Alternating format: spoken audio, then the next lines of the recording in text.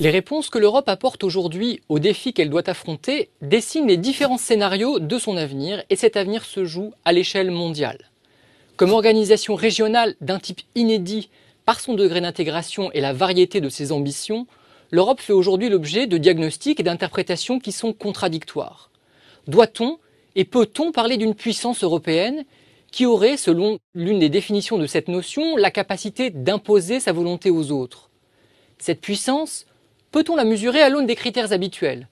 Les critères de la performance économique, commerciale ou financière, de l'influence politique, laquelle est souvent appuyée sur les capacités militaires, ou encore du rayonnement culturel et de l'attractivité d'un modèle de civilisation, que l'on résume parfois sous l'expression de soft power. L'Europe n'est pas un État. Dès lors, doit-on comparer terme à terme ses performances avec celles des autres grands pôles régionaux qui structurent aujourd'hui l'espace mondial? Ce qu'il faut considérer ici, ce sont les atouts et les faiblesses de l'Europe, ses succès, ses échecs dans les évolutions actuelles du jeu mondial. S'il y a une puissance européenne, l'examen de ses caractères laisse apparaître des contrastes majeurs, propres à conforter les arguments tant des optimistes que des déclinologues. Mais pour déterminer la place, le rôle, l'influence de l'Europe dans le monde, on doit garder à l'esprit qu'elle demeure une mosaïque d'États souverains ayant mis en commun une part de leur souveraineté, et que l'évaluation de sa puissance relève donc du rapport changeant entre le tout et ses parties. L'Europe, comme groupement d'États, est dotée aujourd'hui d'attributs de puissance dont certains sont sous-estimés et d'autres encore en devenir. Si l'on entend parler aujourd'hui d'un déclin européen, d'un risque de marginalisation de l'Europe face à ses compétiteurs sur la scène du monde, une vieille histoire au demeurant, c'est peut-être que les ressources dont l'Europe s'est dotée sont insuffisamment ou maladroitement exploitées à l'heure de la mondialisation.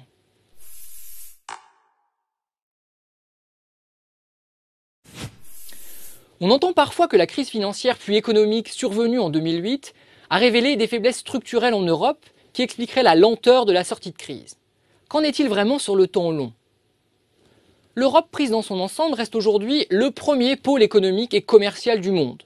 Pour se maintenir, c'est sa compétitivité et ses capacités d'innovation que l'Europe doit entretenir. L'Europe présente aujourd'hui plusieurs faiblesses. D'abord, les Européens sont de moins en moins nombreux. La part de l'Europe dans la population mondiale a diminué au cours du dernier demi-siècle, de même que celle des États-Unis et du Japon. L'Asie est forte certes de ses deux poids lourds démographiques que sont l'Inde et la Chine, mais c'est aujourd'hui en Afrique que la croissance démographique est la plus forte. L'Europe est donc moins peuplée, mais elle est plus riche. On peut résumer ainsi une tendance que certains géographes ont appelée le déclin doré, Golden Decline, où la croissance de la richesse disponible par habitant demeure solide. L'Europe demeure aujourd'hui le premier pôle de puissance économique au monde et cette position a été somme toute peu affectée par la crise. L'Europe concentre, comme les États-Unis, 19% du PIB mondial et elle reste le premier pôle de commerce mondial malgré des échanges qui sont déficitaires avec l'Asie ou avec la CEI. Dernier point, l'Europe conservera-t-elle son statut de poids lourd de la mondialisation économique et financière? On note en effet un recul de la compétitivité de l'Europe dans l'économie mondiale et un tassement relatif des investissements européens dans l'innovation et la recherche comparé aux efforts que produisent les puissances asiatiques.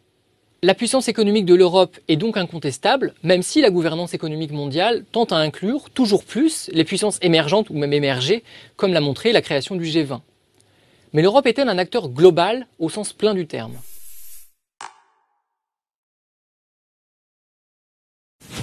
Pour parler de puissance européenne, il convient d'évaluer la capacité de l'Union européenne à faire entendre sa voix dans les affaires du monde, à faire connaître ses priorités, voire à les imposer. L'Europe cherche-t-elle seulement à défendre des valeurs ou à faire progresser et à défendre ses intérêts? Et quels sont-ils, ces intérêts? L'espace européen continue-t-il d'attirer les hommes et les investissements? L'analyse dite réaliste des relations internationales mesure bien souvent la puissance d'abord par le calcul des capacités militaires. En chiffres absolus, l'Europe réalise 18% des dépenses mondiales en matière de défense contre 40% pour les États-Unis. Surtout, les évolutions récentes montrent une diminution sensible des dépenses militaires de l'Europe contre une augmentation forte de ses efforts de la part de la Chine et de la Russie. Si l'Europe s'est dotée depuis 20 ans d'une politique de sécurité et de défense commune, ses capacités de projection ne reflètent pas le volume de ses équipements.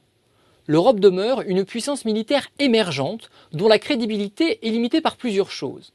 D'abord, la suprématie de la décision nationale en matière de défense et de politique étrangère.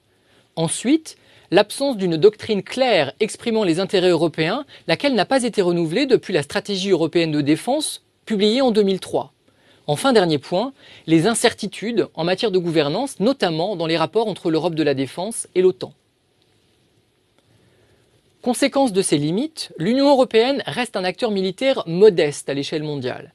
Elle est engagée surtout dans des opérations de maintien de la paix ou de sortie de guerre dans les régions de sa périphérie, en Afrique ou en Asie centrale. Si l'on considère les dernières opérations entreprises par la France et la Grande-Bretagne en Libye ou par la France au Mali et en République centrafricaine, elles procèdent d'abord d'une décision nationale et impliquent peu les autres Européens. Pour illustrer la manière dont l'Europe essaie d'exercer son influence sur la scène du monde, comparons comment l'Europe et la Chine conduisent leurs relations avec les pays du continent africain. Est-ce par exemple par l'aide au développement que l'Union européenne est à même d'exercer une capacité d'influence dans le monde ? L'Europe est aujourd'hui le plus important donateur au monde pour le développement, particulièrement en direction de l'Afrique, en raison notamment de son passé de colonisateur. Mais cette aide au développement est souvent conditionnée par des réformes politiques ou par des réformes démocratiques. La Chine, de son côté, a également développé une politique d'investissement et de développement, mais celle-ci est fondée sur la stricte poursuite de ses intérêts stratégiques sans poser aucune condition.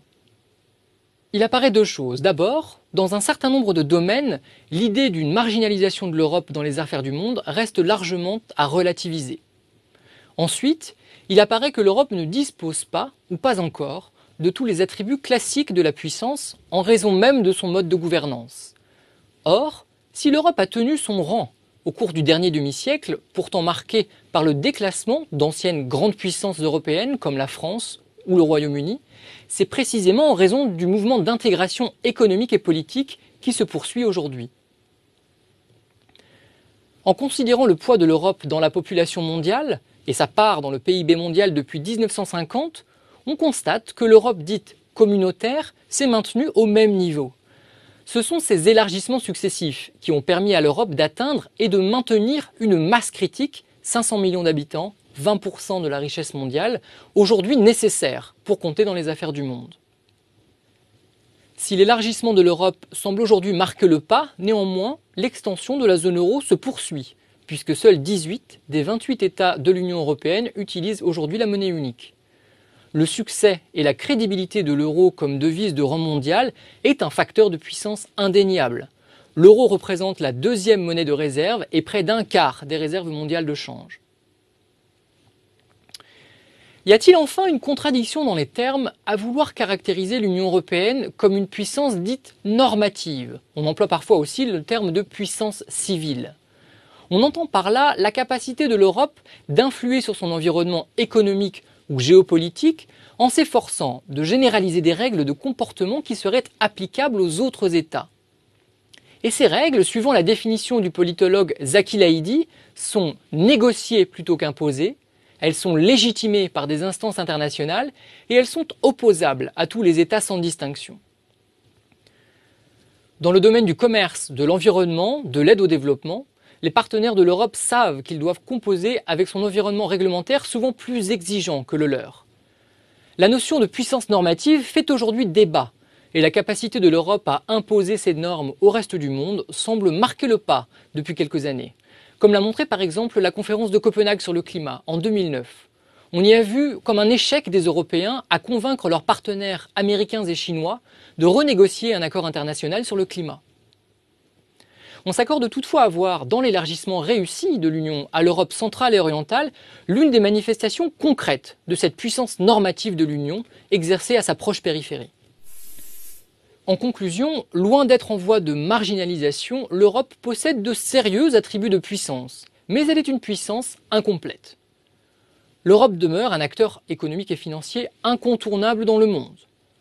L'Europe demeure ensuite un acteur diplomatique et militaire mineur à l'échec global, mais de plus en plus crédible dans sa proche périphérie. L'Europe apparaît enfin comme un acteur atypique dans les relations internationales, dont le comportement tend à privilégier le compromis et le contrat sur le simple rapport de force. Reste à savoir si ce contractualisme européen participe réellement de son attractivité. Comment dès lors se représenter l'influence qu'exerce l'Europe sur le reste du monde ? Les indicateurs synthétiques utilisés en cartographie ne reflètent pas toujours la réalité perçue, mais ils permettent de distinguer plusieurs espaces que l'on peut représenter sur une carte. L'influence de l'Europe est maximale dans la périphérie immédiate, dans un arc qui va de la Turquie à l'Afrique du Nord en passant par les Balkans occidentaux. Elle est aussi forte dans une vaste auréole qui regroupe l'Afrique de l'Ouest et la Russie, mais qui exclut les marges occidentales de l'espace post-soviétique ainsi que le Golfe arabo-persique. Les pays émergés comme l'Inde et le Brésil retiennent des niveaux appréciables d'influence européenne, tandis que celle-ci demeure faible dans les autres pays développés, en Amérique du Nord, au Japon, en Australie, avec des valeurs minimales atteintes en Asie orientale. C'est donc sur cet axe asiatique, en Chine, en Corée, en Asie du Sud-Est, que se posent aujourd'hui les plus grands défis à la puissance européenne.